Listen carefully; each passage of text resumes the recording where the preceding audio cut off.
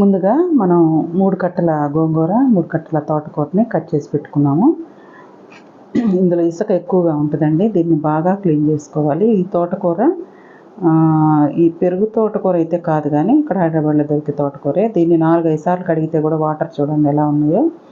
గోంగూరలో ఎక్కువగా మురికి ఉంటుంది అనమాట. ఇప్పుడు మళ్ళీ మంచి వాటర్లో కూడా కడుగుతున్నాను. 4 సార్లు అయిపోయింది ఇప్పటికి.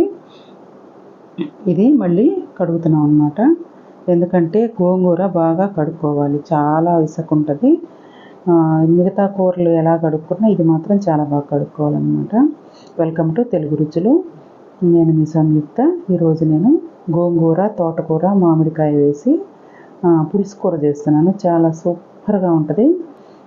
మనం ఎప్పుడుగా రొటీన్గా చేసుకునేది కాకుండా ఇట్లా తోటకూర, గోంగూర మనం మామిడికాయ వేసి చేసుకుంటే చాలా బాగుంటుంది అన్నమాట.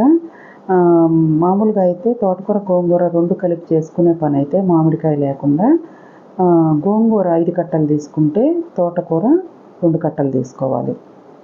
గోంగూర ఎక్కువ వేసుకోవాలన్నమాట. ఏ ఆకుకూర తీసుకున్నా సరే, తోటకూర తీసుకున్నా, పాలకూర, చుక్కకూర, మెంతికూర ఇవన్నీ కలిపి తీసుకున్నా కూడా అన్నీ సమానంగా తీసుకొని గోంగూర ఒక్కటి మాత్రం ఎక్కువగా తీసుకోవాలి. ఇప్పుడు మనము మామిడికాయ వేస్తున్నాం కాబట్టి అది కూడా పచ్చడి పెట్టుకునే కాయ కాబట్టి పులుపు ఎక్కువ ఉంటుంది కాబట్టి గోంగూర, తోటకూర 2 సమానంగా తీసుకున్నాను. ఇందుకు నేను మీడియం సైజు ఉల్లిపాయలు ఒక 2 తీసుకున్నాను. ఒక ఉల్లిపాయ అయితే కట్ చేసి అందులో వేసేసుకున్నాను. 2 మీడియం సైజు టమాటా, ఒక పెద్ద మామిడికాయ అంటే జలాలకాయ అనమాట. అది సగం కాయ వేస్తాను మొత్తం. నేను పచ్చిమిర్చి ఒక 100 గ్రాములు, పచ్చిమిర్చి ఎక్కువ పడతాయండి ఇందులో. కొత్తిమీర. ఇప్పుడు మనం అన్నీ కట్ చేసి ఒక్కొక్కటిగా పాత్రలో వేసేసుకున్నాము. ఒక ఉల్లిపాయ అయితే కట్ చేసి వేసాను, ఒక ఉల్లిపాయ తాలింపు కోసం ఉంచాను. ఇప్పుడు ఇందులో టమాటా, కొత్తిమీర, ఆకుకూర అన్నీ వేసేసుకున్నాం ఒక్కొక్కటిగా.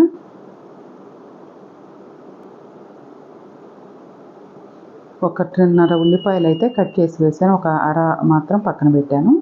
ఇప్పుడు 2 టమాటాలు కూడా కొంచెం పెద్ద సైజు టమాటాలు, మీడియం మీద కొంచెం పెద్దగా ఉన్నాయి.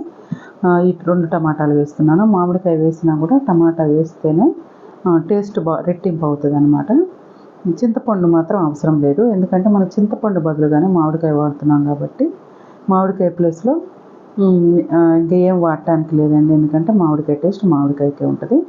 పచ్చిమిర్చి మాత్రం బాగా కారం మిరపకాయలు తీసుకోవాలి. ఒక 100 గ్రాములు అయితే తీసుకున్నాను నేను. ఇవి కొంచెం బాగా కారంగానే ఘాటుగానే ఉన్నాయి.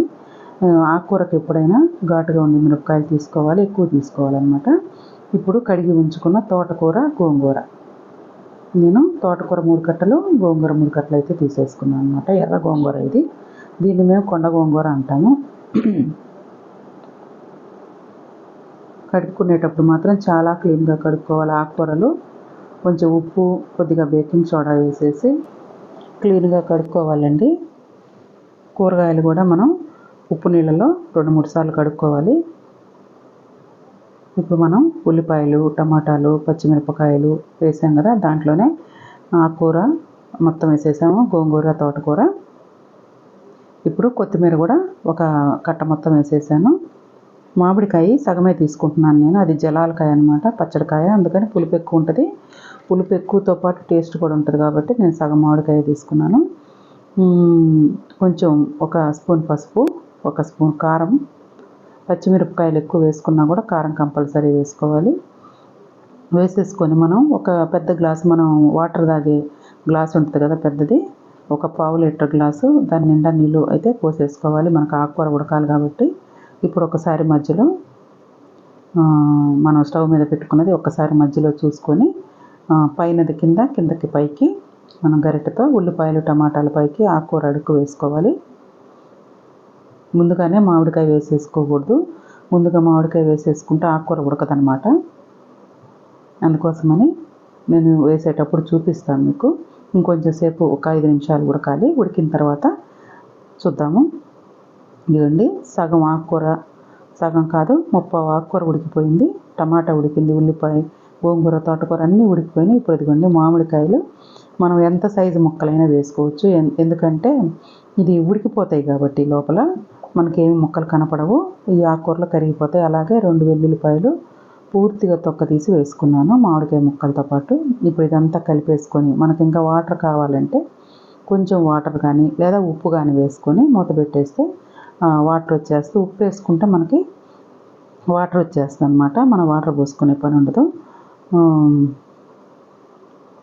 ఉప్పు వేసుకొని ఒక్కసారి మొత్తం కలుపుకొని మూత పెట్టేసి ఉడికించుకుందాము.